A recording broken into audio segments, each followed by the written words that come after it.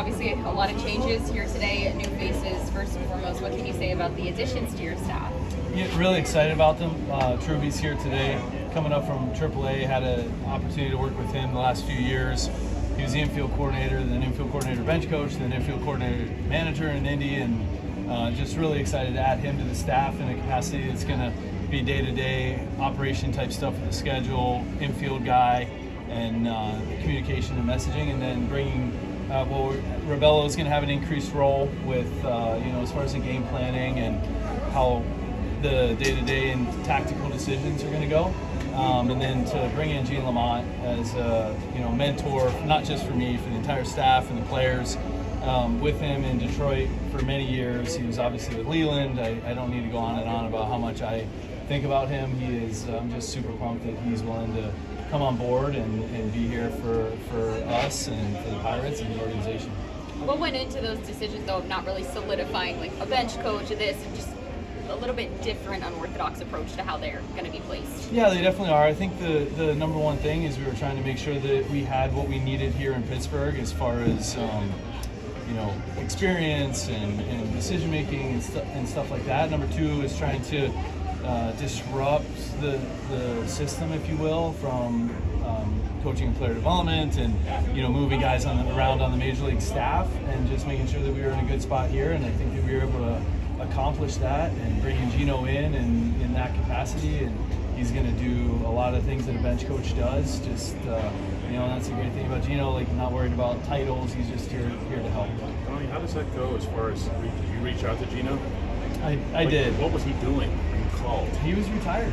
I'm sure. Yes, that's why I'm and asking. golfing, and he's got grandkids, and for him to even consider doing it and come up and to do this means a lot to me, and we're fortunate to have him do it. Did you have to talk him into it? I did not. I don't know if Leland did or not, but that's why I'm asking. Yeah, I don't think that he would have to talk him into it. I'm not sure, but it was the first name that came to my mind, and then Leland had texted, and just to be able to bring him on board is awesome. It's the first name that comes to mind. Did you think it was actually going to happen? I wasn't sure, but just think the world of him, and can't say enough about my time with him in Detroit. So he will be in the dugout manager for a lot of time. I know he's not here today, but yeah, he'll be here Monday, and yes, he will be in the dugout. When you see someone performing the way Solak was in the minors, guys like that can be forgotten. You just look at their age and say, what went into the thinking to get him up here? That's exactly it. He's having a heck of a year, and to get him up here and be able to see what he's got up here.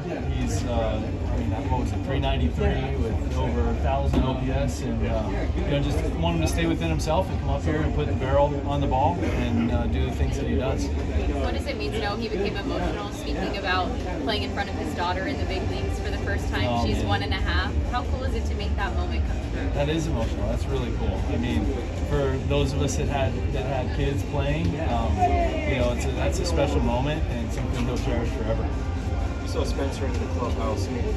Obviously you want to make a good impression with a new team, but do you have to remind him, like, hey, you can't do a month and a half of stats and the first week or whatever, just split the game. You'd be a good coach. Yeah. And you just filled the bench, We coach. talked Move about away. it. There you go. Yeah, like that, having that conversation with him and just having him to calm down, stay within himself, and come out and not put that pressure on himself to go out and try to get a month and a half back and try to. It's a big trade, and just go play baseball. is there still hope that those two guys could kind of provide a spark to an offense that has struggled a little bit? No doubt. The track record that they have, and Solak barreling balls like he has, and Spencer, but just want them to be themselves and go out and play the game. Thanks, DK. Thank you. Thank you.